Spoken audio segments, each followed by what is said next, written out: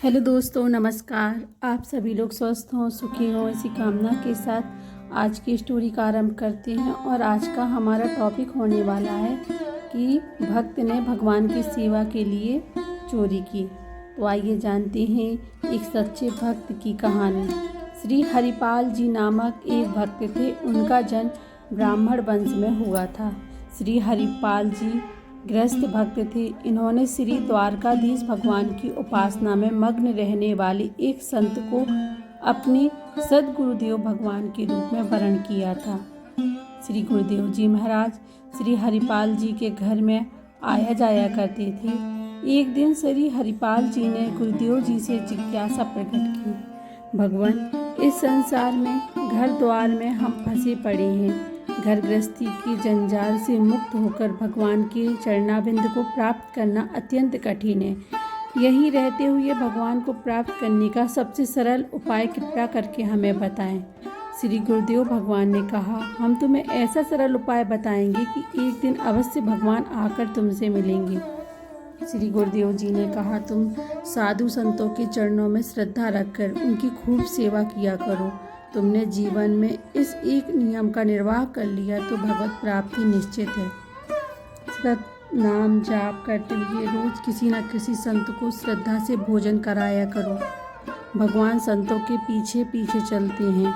भगवान अपने भक्तों के समीप छाया की तरह चलते हैं और गुप्त रूप से श्री सुदर्शन जी भक्तों की रक्षा करते रहते हैं। संतों को रिझा लो तो भगवान रीझ जाएंगे। हरिपाल जी ने कहा, गुरुदेव, हम रोज संतों को कहाँ ढूंढने जाएंगे। गुरुदेव जी ने कहा, चिंता नहीं करो, तुम्हारे द्वार पर भगवान की कृपा से स्वयं संत आ जाएंगे। उस दिन से श्री हरिपाल जी संतों की सेवा करने लगे। साधु संतों से उनका बड़ा प्रेम हो गया। पहले श्री हरिपाल जी के पास बहुत धन हुआ करता था। संतों की बहुत सेवा करते थे। जो भी संत उनके घर आते वह प्रसन्न होकर लौटते थे। सब संत भ्रमण करते हुए अन्य संतों से कहते, एक बार कभी हरिपाल जी के घर जाकर देखो, कैसी निष्काम सेवा करते हैं, किस तरह से संतों के चरणों में श्रद्धा रखते हैं। अब तो बहुत से संत आने लगे। धीरे धीरे हरिपाल जी के घर संतों का आना जाना बढ़ गया। अब तो इतने संत आते कि घर से बाहर जाने तक का समय हरिपाल जी को नहीं मिलता। बाहर जाना बंद हो गया, अतः धन कमाने नहीं जा सकते थे। धीरे धीरे जितना भी धन था वह संतों की सेवा में लुटा दिया। जब घर में कुछ भी नहीं रहा तब बाजार से कर्ज लेकर कई हजारों रुपए की सामग्री साधुओं को खिला दिया। हरिपाल जी की संत सेवा के बारे में सर्वत्र चर्चा थी, अतः हर दुकान वाला उन्हें कर्ज दे देता था। लेकिन हर दुकान से हरिपाल जी ने कर्ज ले लिया था, परंतु जब कर्ज बहुत अधिक बढ़ गया तो कोई कर्ज देने को स्वीकार नहीं कर रहा था। जब कर्ज मिलना बंद हो गया तब चोरी का सहारा लिया, परंतु साधु संतों की सेवा करना बंद नहीं किया।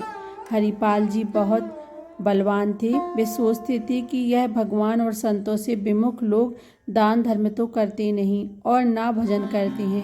भगवान से विमुख लोगों को धन यदि चोरी करके संतों की सेवा करी जाए तो भगवान विमुख का अन्न संतों के पेट में जाएगा। इस तरह से इन भगवत विमुख लोगों का भी कल्याण हो जाएगा और संतों की सेवा भी हो जाएगी।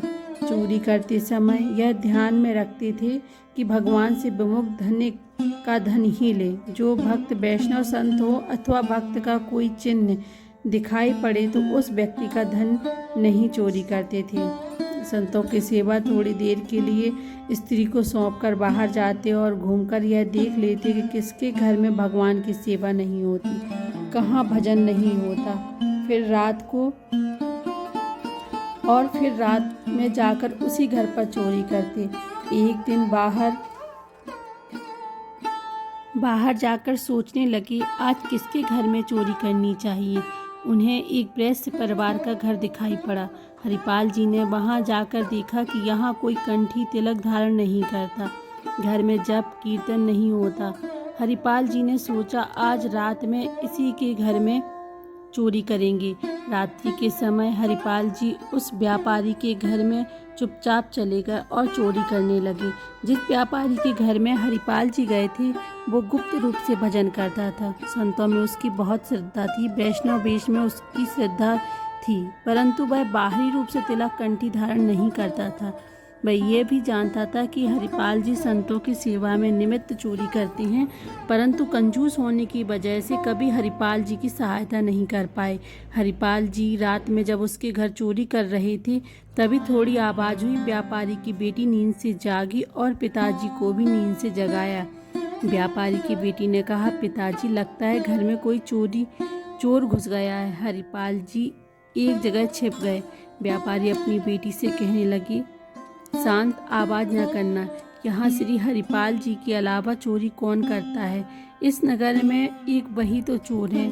हमारा परम सौभाग्य है कि हरिपाल जी हमारे घर चोरी करने पधारे।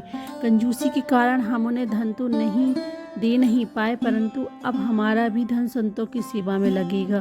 तुम जाकर शांति से सो जाओ, नहीं तो संतों की सेवा में विघ्न होगा। वह दोनों जाकर सो गए, परंतु हरिपाल जी ने उनकी सब बातें सुन ली। हरिपाल जी रोने लगे और पश्चाताप करने लगी कि वह व्यापारी संतों में कैसा भाव रखता है। अब घर घर चोरी करना भी सही नहीं लगता। पता नहीं कौन गुप्त भक्त हो और हमें अपराध लगे। मन में बहुत गिलानी हुई और निश्चय किया कि आज के बाद रात्रि के समय किसी के घर चोरी नहीं करूँगा। जिस चादर में चोरी का सामान ले जाते वह चादर भी हरिपाल जी उसी व्यापारी के घर छोड़ आए। व्यापारी जान गया कि यह चादर संत हरिपाल जी का ही है। प्रसाद रूप में उसने उस चादर को स्वीकार किया और मस्तक से लगा लिया। सतत नाम जप और संत सिया से हरिपाल जी सिद्ध महात्मा हो गए। जैसे ही वह चादर व्यापारी ने अपने मस्तक से लगाई, उसके शरीर में आनंद की एक लहर सी दौड़ गई। पूर्व में वह संत और भगवान में श्रद्धा रखता था, परंतु प्रत्यक्ष सेवा कभी नहीं करता था। उसकी बुद्धि ऐसी निर्मल हो गई कि वह भी संतों की सेवा में लग गया। तब से चोरी छोड़कर हरिपाल जी अभक्तों को पहचान कर लूटपाट करने लगे। एक भाला लेकर जंगल वाले रास्ते पर खड़े हो जाते। हरिपाल जी बड़े बलवान संत थे। वे मार्ग में देखते रहते कि कौन राम कृष्ण भगवान के नाम नहीं लेता, उसी को लूट लेंगे। एक दिन कुछ लोग उस रास्ते से जा रहे थे। हरिपाल जी ने उनके गले पर भाला रख दिया और कहा कि जितना धन है सारा हमें दे दो। उनमें से एक व्यक्ति डर गया और उसके मुख से निकल गया, हे द्वारकाधीश, हे विठलेश, हे कृष्ण। तो हरिपाल जी ने भगवान का नाम सुनते ही पीछे हट गए और उन्हें छोड़ दिया। उन लोगों ने सब तरफ यह प्रचार कर दिया कि जंगल के रास्ते से जाने वाले सभी भगवान का नाम गाते हुए जाएं। उन्हें हरिपाल जी से कोई खतरा नहीं होगा। अब उस रास्ते से जाने वाले सभी लोग सीताराम, राधे श्याम, कृष्ण कृष्ण इत्यादि गाते हुए चलते थे। अब हरिपाल जी की लूटपाट पूरी तरह बंद हो गई। एक दिन द्वार पर बड़ी सी संत मंडली आ पहुंची। अब संतों का सत्कार कैसे करे, अपनी स्त्री से यह बातचीत करने लगे। घर में कुछ भी सामग्री ना थी। ऐसे में दोनों दंपत्ति भगवान का स्मरण करने लगे। निष्किंचन भक्त हरिपाल जी की चिंतन जानकर द्वारका में श्री रुक्मणी जी के महल में विराजमान भगवान श्री कृष्ण सोच में पड़ गए। उनकी साधु सेवा की निष्ठा ने भगवान का मन हर लिया था। अतः भगवान ने मूल्यवान वस्त्र आभूषण धारण करके सेठ का रूप बनाया और चलने लगे। श्री रुक्मणी जी ने पूछा, प्रभु सेठ बनकर आज कहाँ जा रहे हो? इतने सारे आभूषण तो पहनकर आप कहीं नहीं जाते। प्रभु बोले, हमारा एक प्रेमी भक्त है, उसके पास जा रहा हूँ। रुक्मणी जी सोचने लगी कि ऐसा कौन सा भक्त है जिनके यहाँ इतने सज धज के जा रहे हैं। रुक्मणी जी ने कहा, मैं भी आपके साथ चलूँगी। भगवान ने कहा, आओ चलें, परंतु श्रृंगार में कोई कमी न करना। सारे सुंदर आभूषण आप धारण करो और हमारे साथ चलो। भगवान ने रुक्मणी जी से कहा कि हम ऐसे भक्त के यहाँ जा रहे हैं, वहाँ कोई भगवत चर्चा ना होने पाए, केवल व्यापार, वस्त्र, आभूषणों के बारे में ही बात करना। रुक्मणी जी सोचने लगी कि ऐसा कौन सा भक्त है जो भगवान की चर्चा से चिढ़ता है। दोनों सेठ और सेठानी श्री हरिपाल भक्त के द्वार पर आए और पूछने लगे। श्री हरिपाल जी से कहने लगे, अजी मैं अमुक गांव से आ रहा हूँ। मार्ग में अकेले जाने पर अनेक संकट हैं। यदि हमें कोई पहुँचा दे तो हम उसे मजदूरी के रुपए दे देंगे। भक्त हरिपाल जी ने कहा कि संत लोग द्वार पर रुके हुए हैं, मजदूरी के रुपए पहले दे दो। सेठ ने रुपए दे दिए। उन रुपयों को लेकर उसने अपनी स्त्री को देकर कहा कि इन रुपयों से संतों का बाल भोग कराओ, मैं इन्हें पहुंचाकर अभी आता हूँ। जंगल में जाकर सेठ के पास बहुत सा धन देखकर श्री हरिपाल जी के मन ही मन अति प्रसन्न हुए। श्री हरिपाल जी ने ध्यान देकर देखा कि उनके गले में माला और मस्तक में तिलक नहीं है। ये वैष्णव का सा आचार, नाम उच्चारण आदि भी नहीं कर रहे हैं। इनके शरीर पर अति मूल्यवान इतने आभूषण हैं तो घर में सोना चांदी जवाहरात के भंडार भरे होंगे। ऐसे में यदि मैं यह सब कुछ छीन भी लूँ तो कोई विशेष हानि नहीं होगी। सेठ सेठानी भी केवल घर व्यापार की बातें ही हरिपाल जी से करते रहे। एक स्थान पर रुककर श्री हरिपाल जी ने दोनों से बोले, तुम्हारे पास जितना सामान है सब साधु संतों के निमित्त निछावर अपने शरीर से उतार कर डाल दो, नहीं तो पिटोगे। उन दोनों ने सब कुछ उतार कर डाल दिया। श्री रुक्मणी जी उंगली में एक छल्ला था, वह उनसे नहीं निकाला। तब श्री हरिपाल जी ने उंगली मरोड़ कर उसे निकालने लगे। तब वे बोली, अरे तू तो बड़ा ही कठोर है, मेरी उंगली टूट जाएगी, इस छल्ले को छोड़ दे।